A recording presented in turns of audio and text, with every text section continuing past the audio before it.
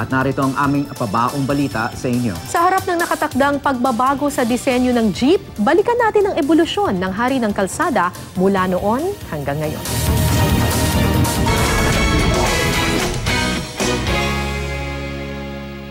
Tara! Saka na kayo!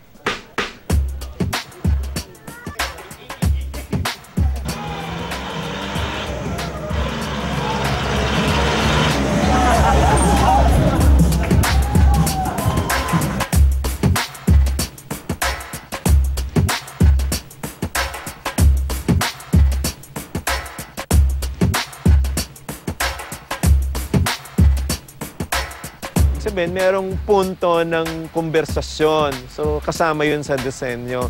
So, nag-uusap-usap, nagkakamustahan para maaliw sa mabagal na takbo ng jeepney.